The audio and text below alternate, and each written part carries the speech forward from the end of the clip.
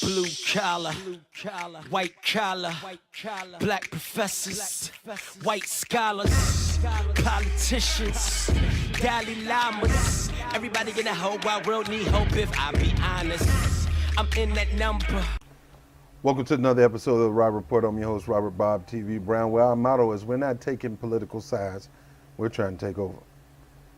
Some breaking news, I talked about it about a few days ago in Times Square, and that's about the Democrats making a decision, the DNC making a decision through the Unity Commission to pretty much restrict superdelegates. They didn't get rid of them, but they're restricting them.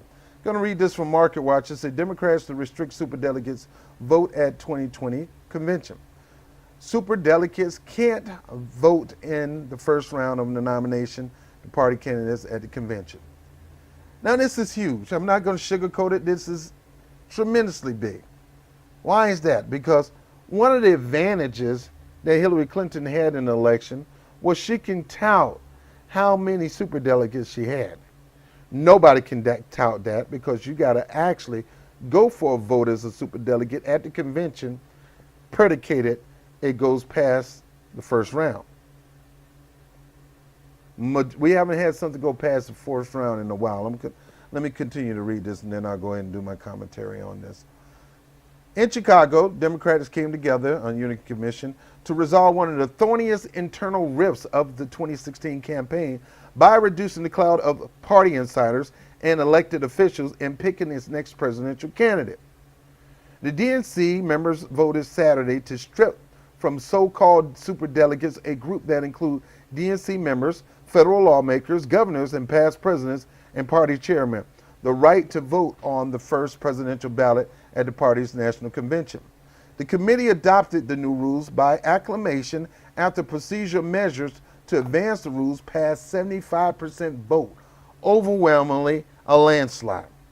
The committee, the superdelegates issue became a cause celebre for supporters of Vermont Senator Bernie Sanders during 2016 campaign election, and it's true. All right. In 2016, the vast majority of the party's superdelegates backed Hillary Clinton, helping her boost an insurmountable delegate lead ahead of 2016 national convention. Sanders and supporters argued that the arrangement favored establishment candidates against insurgent outsiders with popular support. There were 716 superdelegates in 2016. About 15% of the party's convention, 4,700 delegates. An expansion version of this report. So the bottom line is the Democratic Party decided to get rid of superdelegates pretty much. Not 100%, but pretty much.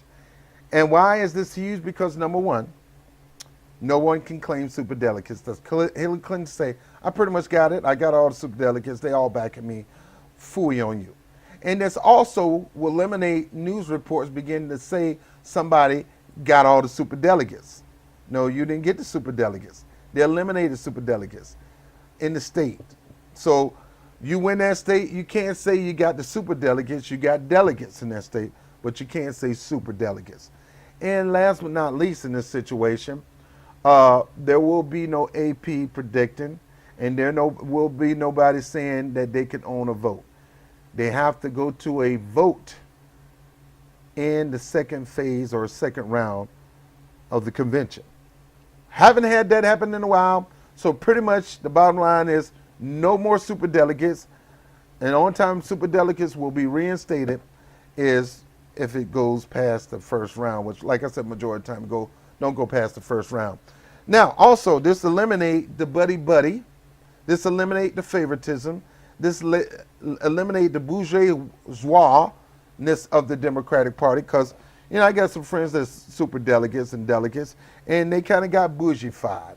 And, they go in with their badge, and, they get to go in there, eat caviar and drink champagne, while people like me out there is marching on the streets, because that's where I was at in Philly, in the streets, ready to go with this revolution, until Bernie Sanders tucked his tail in and waved a white flag and cowered out and joined the opposition. I was ready to fight in the streets, willing to go to jail, because this ain't right They rigged this election against him, and the superdelegates is part of that rigging. And he wouldn't stand up for himself. But nevertheless, it's done. It's done. Superdelegates will not be utilized unless the vote get to a point where we're going to have to call for a second vote. And majority of the time, that never happens. So it's a good thing in a whole lot of ways. But you get a chance to take a look at the article and get a little more familiar with it, okay?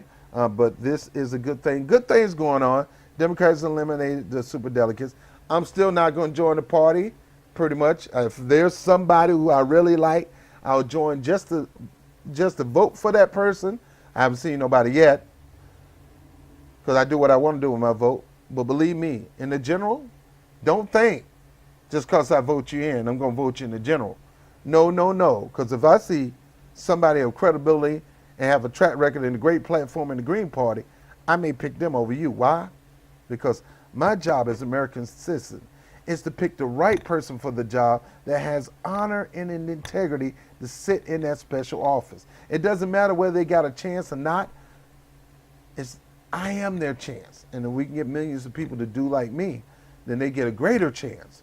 So I don't leave that as an excuse. And but I'm done. Superdelegates, no more, unless it get to a second vote count. I'm Robert BOBTV with the Rob Report. I'll talk to you later. Peace.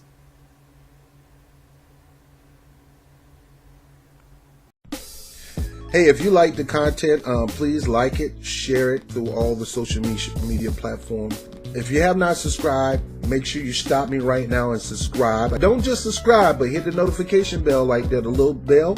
You gotta click that. That'll let you know when I'm dropping a video. Whoop, there it is. And by all means, if you want to support through Patreon, I appreciate people who appreciate the program and want to donate to the cause on Bob TV. And I'm Robert Brown with the Rob Report. Peace.